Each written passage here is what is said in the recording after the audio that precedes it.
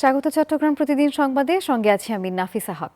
চট্টগ্রামে 1 ঘন্টার বৃষ্টিতে ফের জলমগ্ন নগরীর সুলকবহর, কাতালগঞ্জ সহ বেশ কয়েকটি এলাকা। সবচেয়ে বেশি দুর্ভোগে সুলকবহরের বাসিন্দারা। অল্প বৃষ্টিতে দীর্ঘদিন ধরে এমন দুর্ভোগ। আর এদিকে সিটি কর্পোরেশনের পরিচ্ছন্ন কর্মকর্তারা বলছেন, যেখানেই জলমগ্ন হচ্ছে সেখানেই চলছে জলাবদ্ধতা নিরসনের কাজ। চট্টগ্রাম প্রতিনিধি নয়ন বড়ুয়া জয়ের পাঠানো তথ্য ছবি নিয়ে থাকছে ডেস্ক রিপোর্ট। সকালের দিকে 1 ঘন্টার বৃষ্টিতেই যেন জলাবদ্ধতার নগরীতে পরিণত হয়েছে চট্টগ্রামের নিম্নাঞ্চল এলাকা। নগরীর সুলকবহর, কাতালগঞ্জ, বাদুরতলা, চকবাজার, কেবি আমান আলী রোড সহ বেশ কিছু এলাকার সড়কে থই থই করছে পানি। পানিতে ডুবে নষ্ট হয়ে গেছে দোকানের মালামাল। কোনো জায়গায় হাঁটু পানি, আবার কোনো জায়গায় কোমর পানিতে দিশেহারা বাসিন্দারা। জলাবদ্ধতা নিরসন প্রকল্পে হাজার হাজার কোটি টাকা ব্যয় হলেও কোনো কোনো জায়গায় এখনো জলাবদ্ধতা চরম আকার ধারণ করায় হতাশ বাসিন্দারা। আমরা জলাবদ্ধতার মাধ্যমে অনেক কষ্টতে আছি। এখানে অল্প বৃষ্টি হলে অনেক পানি হয়ে যায়। ওরা একটু সংস্কার করার পর একটু কমছে, কিন্তু এখন এরকম পানি উঠলে আমাদের বাচ্চাদের জন্য, সবার জন্য অনেক সমস্যা হয়ে যাচ্ছে। স্থানীয়রা সচেতন হলেই এই সমস্যা দ্রুতই সমাধান করা সম্ভব বলে মনে করেন সিটি কর্পোরেশনের এই কর্মকর্তা। আজকেও আমরা কাজ করতেছি, আপনারা দেখতেছেন। আমার লোক নিয়ে এসেছি, আমি সকাল থেকে এখানে দাঁড়াইছি।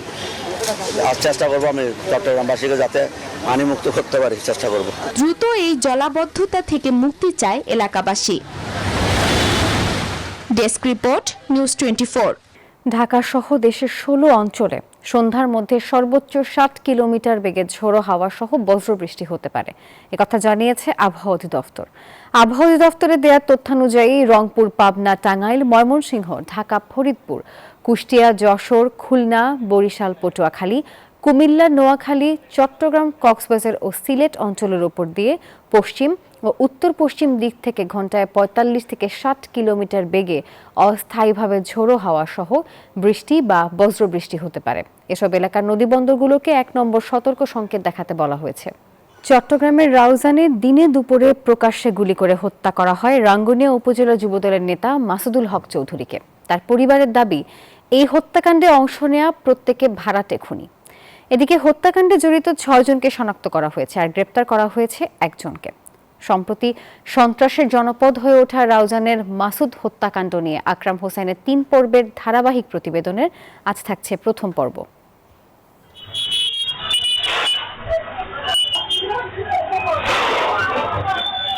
জুন দুপুরে রাউজানের পাহাড়তলী চৌমোহনী বাজারে প্রকাশ্যে গুলি করে হত্যা করা হয় রাঙ্গুনিয়া উপজেলা যুবদলের সিনিয়র যুগ্ম আহ্বায়ক মাসুদুল হক চৌধুরীকে। দিনে দুপুরে ব্যস্ততম এলাকায় সংঘটিত হত্যাকাণ্ডে আতঙ্ক ছড়িয়ে পড়ে পুরো রাউজানে। 3-4 জন ওখানে গাড়িতে ছিল, গাড়ি থেকে আইসা দেখতেছে মরে নাই, উনি দর ভরাইতেছে। মরা নিশ্চিত করার জন্য ওনারা মাথা বারে যেটা মারছে, এটা তো মাথার মর্ষ কভার ছিটে গেছে। নিহতের পরিবারের দাবি, হত্যাকাণ্ডে অংশ নেওয়া ব্যক্তিরা সবাই ভাড়াটে খুনি। ওরা হচ্ছে অরিজিনাল কিলার, ওরা সন্ত্রাসী, ওরা আপনার কন্ট্রাক্টে মার্ডারও করে। আরো মাস্টারমাইন্ড প্রমাণ করার জন্য বা তাদের স্বার্থ ইয়া করার জন্য আমার ভাইকে এই লোক দিয়ে মারানো হয়েছে। এদিকে স্থানীয়রা জানান, মাসুদ সাধারণত একা চলাফেরা করতেন না, তার সঙ্গে প্রায় সময়ই লোকজন থাকতো। তো 3-4 জন লোক ওনার সাথে অল টাইম থাকে। একা আসলো কেন? হয়তো ওনারা ইনফরমেশন দিয়ে আনছে, নাইলে একা তো ঘোরার কোনো কথাই না। নিশ্চিত উনি যে এখানে আসবে এটা ইনফরমেশন পাওয়ার পরে ওনারা এখানে আসি, ওনারা অ্যাটাক করছে। পুলিশ বলছে, ঘটনাটি সর্বোচ্চ গুরুত্ব দিয়ে তদন্ত করা হচ্ছে। হত্যাকাণ্ডের সঙ্গে জড়িত নেপথ্যের সবাইকে শনাক্তের চেষ্টা চলছে। আমরা কিছু গোয়েন্দা সূত্রে জানতে পেরেছি যে যিনি মারা গিয়েছেন যুবদল নেতা, তিনি একটি ইউনিয়নের চেয়ারম্যান হবার জন্য প্রস্তুতি নিচ্ছিলেন, যে তার এই চেয়ারম্যান হবার পথের কাঁটা হিসেবে কেউ ভেবে এই কাজটা করলেন কিনা। সর্ব অ্যাঙ্গেলেই আমরা দেখছি। আমরা আশাবাদী খুব শীঘ্রই এর গোড়ায় চলে যাব, উৎসে পেয়ে যাব। মাসুদকে কেন হত্যা করা হলো আর কার নির্দেশেই এই হত্যাটি সংঘটিত হলো, সেই রহস্য উন্মোচনের দাবি পরিবারের। চট্টগ্রামের রাউজান থেকে আকরাম হোসাইন, নিউজ 24। জামায়াতে ইসলামের কেন্দ্রীয় নায়েবে আমির অধ্যাপক মুজিবুর রহমান বলেছেন, জনগণের ভোটাধিকার ও গণরায়ের প্রতিফলন না হওয়া পর্যন্ত শ্রমিক জনতার আন্দোলন অব্যাহত থাকবে। চট্টগ্রাম নগরীর ইঞ্জিনিয়ার্স ইনস্টিটিউশন মিলনায়তনে শ্রমিক কল্যাণ ফেডারেশন চট্টগ্রাম মহানগরের ইউনিট প্রতিনিধি সম্মেলনে তিনি এসব কথা বলেন। আর এ সময় তিনি শ্রমজীবী ও খেটে খাওয়া মানুষদের অধিকার প্রতিষ্ঠা এবং সমাজ পরিবর্তনের আন্দোলনে ঐক্যবদ্ধ হওয়ার আহ্বান জানান। চট্টগ্রামের বাজারে নিত্য প্রয়োজনীয় পণ্য, শাকসবজি ও ফলমূল সহ মাছ মাংসের সরবরাহ স্বাভাবিক থাকলেও দাম কমেনি। তবে মাছ মাংসের দাম অপরিবর্তিত থাকায় দিশেহারা ক্রেতারা। রতন দাসের ছবিতে চট্টগ্রাম থেকে নয়ন বড়ুয়া জয়ের রিপোর্টে থাকছে বিস্তারিত। শুক্রবার সাপ্তাহিক ছুটির দিনে চট্টগ্রামে সকাল থেকে ক্রেতাদের সমাগমে মুখর হয়ে ওঠে কাঁচা বাজার। শাক সবজি সহ নিত্যপণ্যের সরবরাহ স্বাভাবিক থাকলেও দাম নিয়ে রয়েছে ক্রেতা বিক্রেতার ভিন্ন মত। সবজি আছে, মোটামুটি সবজি ভালোই তো আছে, দামও এরকমই। কিছু সবজির দাম একটু বেশি, আর একটু কমলে ভালো হতো। গত সপ্তাহে আপনার কাকল ছিল, পটল ছিল, এগুলা ওই 40 টাকা 50 টাকা, এই সপ্তাহে 60 টাকা করে আমরা বিক্রি করতেছি। তবে সবজির দাম ওঠানামা হলেও মাছের দামে নেই কোনো পরিবর্তন। ক্রেতারা বলছেন বাজারে মাছের সরবরাহের কোনো ঘাটতি নেই, তবুও চড়া দামে দিশাহারা ক্রেতারা। ইলিশ তো বিভিন্ন রেটে দেখা যায়, 3000, 2500। চট্টগ্রাম হিসাবে তো মানে রূপচাঁদা মাছের দামটা একটু ভালো হওয়ার কথা, মানে একটু কম হওয়ার উচিত, তাই না? আমাদের মধ্যবিত্ত পরিবারের খুবই কষ্ট হয়ে যাচ্ছে এই জিনিসগুলো মানে আপনার বাজারে আসতে, যেহেতু ঊর্ধ্বমুখী দাম। সরবরাহ কম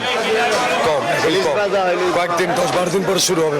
1000 টাকার নিচে নেই গরু ও খাসির মাংসের দাম। ব্রয়লার মুরগি বিক্রি হচ্ছে 165 থেকে 170 টাকা কেজি, 650 থেকে 700 টাকা কেজিতে বিক্রি হচ্ছে দেশি মোরগ। নয়ন বড়ুয়া জয়, নিউজ 24, চট্টগ্রাম।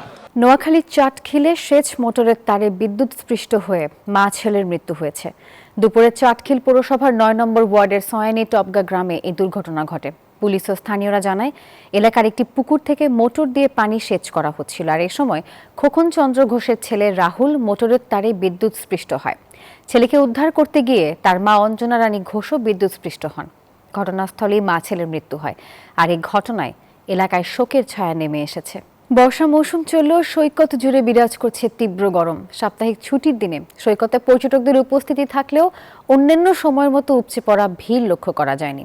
আর এ নিয়ে আরো খবর জানিয়েছেন সহকর্মী ইরফানুল হাসান। বাংলা ক্যালেন্ডার বলছে এখন আষাঢ় মাস, আর ঋতুর হিসেবে এটি বর্ষাকাল। কিন্তু কক্সবাজার সমুদ্র সৈকতে ঠিক তার উল্টো চিত্র।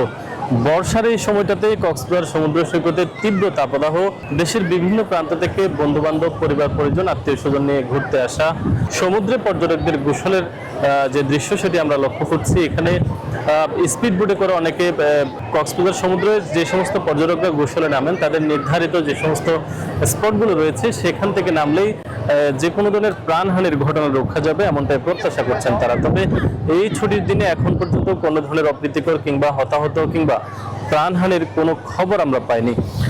যারা পর্যটন ব্যবসায়ীরা রয়েছেন তারা প্রত্যাশা করছেন ছুটির দিনে অন্যান্য দিনের তুলনায় কিছুটা পর্যটক সমাগম কম হলেও সামনে বর্ষার সিজন শেষ হলে আবারও পর্যটক সমাগম বাড়বে এমনটাই প্রত্যাশা করছেন তারা। তবে এখন পর্যন্ত কক্সবাজারের যে 5 শতাধিক হোটেল মোটেল রয়েছে সেখানে প্রায় 20 থেকে 30% হোটেলের রুম বুকিং হয়েছে এমনটাই জানিয়েছেন তারা, এবং তারা প্রত্যাশা করছেন শীঘ্রই কক্সবাজার আবারও পর্যটনে প্রাণ ফিরে পাবে এমনটাই প্রত্যাশা করছেন তারা। এ ছিল কক্সবাজার থেকে পর্যটনের সবশেষ খবরাখবর।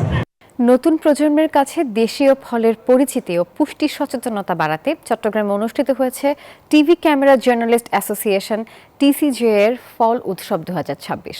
গতকাল রাতে নগরের একটি কমিউনিটি সেন্টারে আয়োজিত এই উৎসবের উদ্বোধন করেন চট্টগ্রাম সিটি কর্পোরেশনের মেয়র ডাক্তার শাহাদাত হোসেন।